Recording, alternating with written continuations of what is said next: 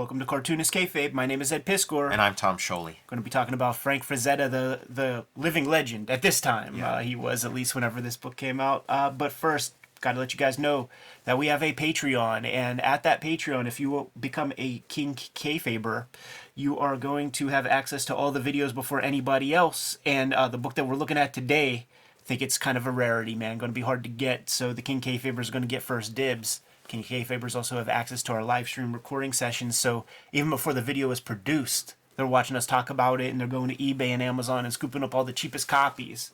But the videos are brought to you by the books that we make. Co-host Tom Scioli has I Am Stan forthcoming. Did you get the free Comic Book Day comic? It's a fantastic comic. It's a fantastic chapter in the life of Stan Lee, and there is a much bigger book on the horizon coming out at the end of summertime.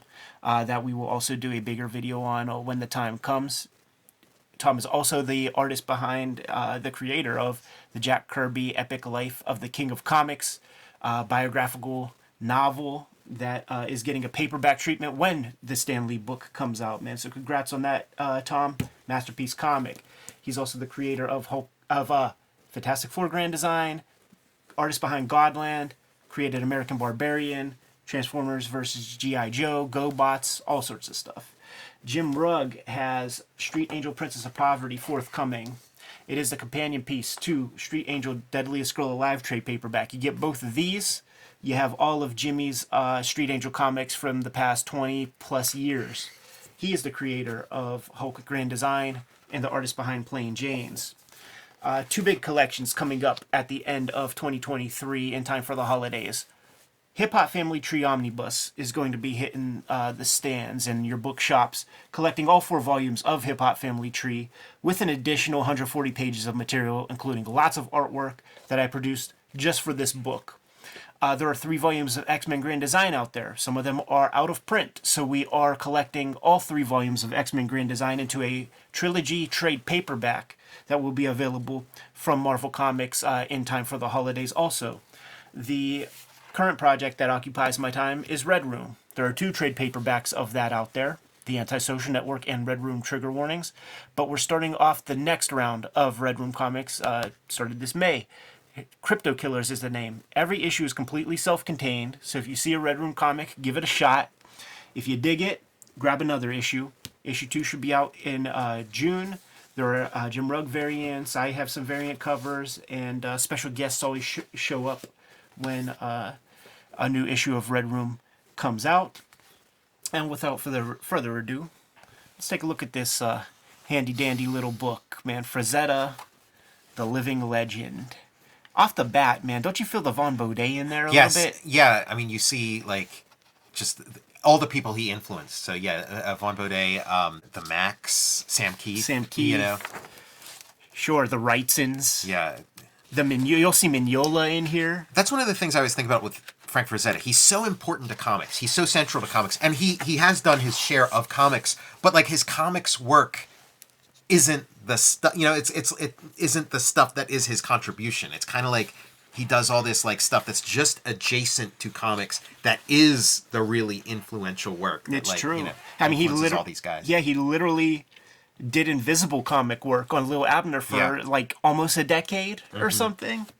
And this book comprises like a good sample of kind of all of it, you know, mostly black and white artworks and stuff, but we get to see what his comic book contribution was.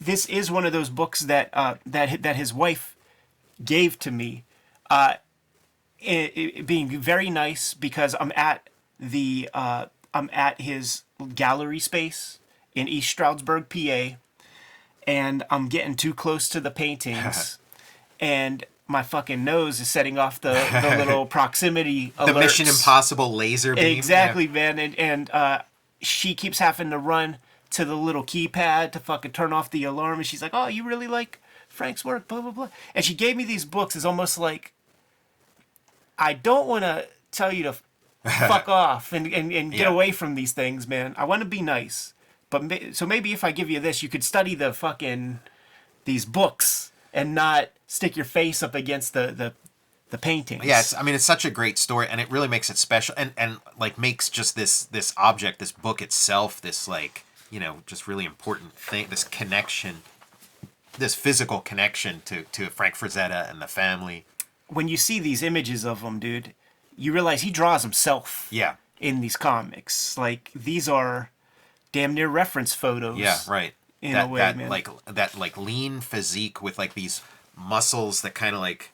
I mean, it is what like Robert E. Howard is describing in his, because like Conan wasn't this like giant powerhouse in those books. He was kind of like that exact build.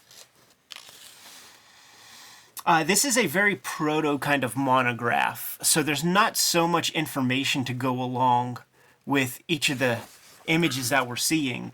I have no idea where this thing shows up. Probably cancelable these days. I don't know that any publisher's going to run out and publish it, but what do I know? Maybe there's 1,000 copies, 1,000 different reprints of Thunder. When you get into it, man, this looks like the thickets and things from Prince Valiant. Yeah, and then these little cavemen here, like you've seen paintings of like something that's not too far off from that. Yeah, this is cribbed from Hal Foster. Okay. Like that's a famous swipe of Hal Foster, and there are, even in this one strip there are probably several versions. It's these kind of black areas and things that the Mignola starts to that deep shadow come out a little bit. Yeah, you do. It does pop. It is funny. Our understanding of Frazetta is kind of fused with our understanding of all the people who've copied it. Yeah, when you see these super wonky things, I imagine there's some kind of swipe that happened there. Yeah, that looks like a Wally Wood figure. It does. A little bit. It does. Yeah. But like the Wally Wood figures that look like that are most definitely swipes. Right. And then they just kind of add their own style on top of it, and it kind of when they preserve the same head size. This is a typical anatomically correct man, but like superheroes and shit, you just shrink that head, and now you have an 11 head tall. Yeah. Hulking figure. No idea how old this strip is. It's not really called out, but you could just tell that it's old. And when I start to see stuff like this, it does make me wonder if it's a Flegel strip, like if that's a Roy Krenkel kind of background, because it does feel divorced from this, does it not? Yeah. And the Flegels would be, Al Williamson, Frazetta, Roy Krenkel, Angelo Torres a little bit, a couple of other guys. They would all do comics together. They would carouse and play baseball and go to movies, and would help each other out in a pinch to get strips done fast, get your payday, and then go live life. Yeah. How about those sketches, man? Just that kinetic energy. That was like the things I've gotten from like some other Frazetta sketchbooks is like those sketches are where it's at. Yeah. That is, all this little noodling, like you could see like the Kaludas, the Wrightsons. Yeah, I mean, they even have the same signature. Yeah. A whole generation of fanzine artists that don't have names beyond the fanzines. And it looks like he's using fucking Higgins ink, huh, man? That's some that's all washed out shit. Around, yeah. I wonder if, because, there's no information, but this looks like the aesthetics of his famous Funnies covers. Yeah. Mm-hmm. So I'm wondering if that's where these things would have appeared. Strip work, maybe this is Johnny Comet. We'll do bigger videos on some of that stuff. I know Jimmy's been collecting and isolating a bunch of his Frazetta comic books. So have I for a future video. I think that's his wife, man. Yeah, yeah. I mean, and yeah, I love all the photos that come with it, because you do get a sense of a life well lived. He's like not for all his work. He's not like somebody who just kind of was sequestered off in a corner his whole life and watched time pass by. Totally. Yeah. The guy had a beautiful family. Had a very, very rich life. Again, more sketch work. It's so great. And that's got the Mignola vibe, right? Yeah. So much closer to Mignola than like the finished pieces. Yeah, and just even Mignola, I feel like takes away from the compositions. Yeah. Of this kind of thing. Look at that, man. Atmosphere with hatching. With hatching, yeah. Pretty fucking cool, hats man. off to that. That's a teachable trick. Yeah. That is kayfabed back muscles. And he understands the principles of the musculature and just it's about the form, and he captures that so great. Very inspiring. Yeah, there's a sensual quality to all his stuff, this understanding of like how one texture flows into the next. Absolutely, man. And then when you see smeary kind of hatches, man. Gary Gianni comes to Yeah. mind. And he really, like, it's amazing this graphic language that he's creating in black ink, but then I think he does learn that his time is better spent in a different medium, like in paints, where it's not so much of an uphill climb to get those textures and atmospheric effects. It may be inside this book. It may actually be in a Wizard magazine, where he talks about how unforgiving ink is. Yeah. And how you could just have more happy accidents while you're painting. And his kind of canvas of choice is just like a piece of masonite. It wasn't Okay. even about canvas. Yeah. So that's why you never see that kind of canvas texture. Such interesting marks, dude, with like a dry brush, probably 3 or 4 different kinds of brushes to get these different marks. And this is him doing like a Walt Kelly kind of thing. Just no pencil. You know there's no pencil there. Right, yeah. Yeah, he's just like finding the forms and with the ink. I love all that like princess headgear and the space princess headgear, which still feels contemporary. Yeah. Like you would see that in like a NES game or you know. You see enough of this dinosaur stuff with these textures. William Stout starts to come to mind. Looks like there's even some pencil. They made photostats of this to get it to turn into line. And you can see how an aspiring artist would fall in love with this stuff, like a lot of these textures, and maybe go overboard. With Absolutely. Like, and that shows his professionalism, because it would be very easy to get lost in it, but he maintains perfect clarity. This like Alex Nino. Yeah. Great directional devices everywhere, pointing to your focal point. Great Yeah. framing. Another hallmark of Frazetta language. Activating the glutes. The binding on this thing, the second I opened it, Right, yeah. that's probably why she's giving away these are the dud copies. Well, I mean, it was an incredibly generous gesture, really great. But like, yeah, when you have like a box of, even if it's something that like at this point might be a pretty valuable item, it's like, you got boxes of them in your garage, and it's like, it'd be so nice to unload some of these. Right. Look at this beautiful couple, man. Yeah. And the whole family, and like very famously, he's the dude that would take a little less pay in order to keep his works.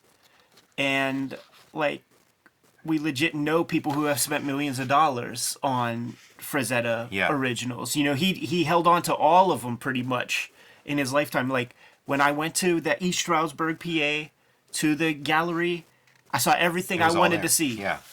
Yeah, it was all there. And it's the kids are divvying the stuff up and getting paydays and shit, but he held on to that and built a great life for himself. By holding on to the copyrights, he was able to license the stuff, and that's how like all the little potheads in the 70s had their posters and shit. He made a couple of a dime or a quarter on any of that shit. Yeah, the Lord of the Rings. Lord of the Rings stuff, Gollum.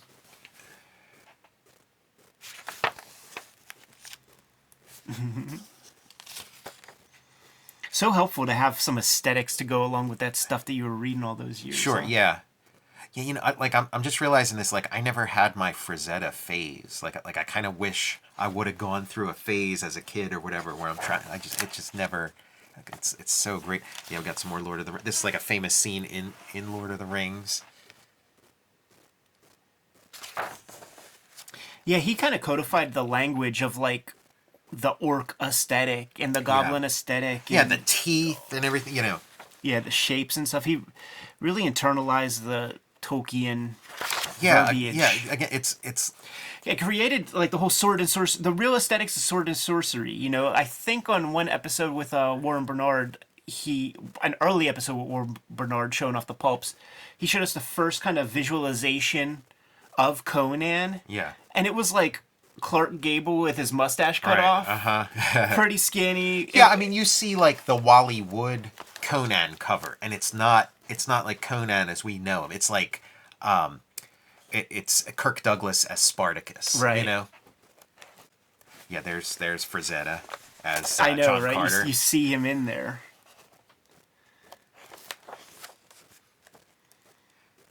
And every time I see it when he's late, I just think he put his wife to work for a Sure, minute, yeah. man, and had her stand there because that's just it's too luxurious.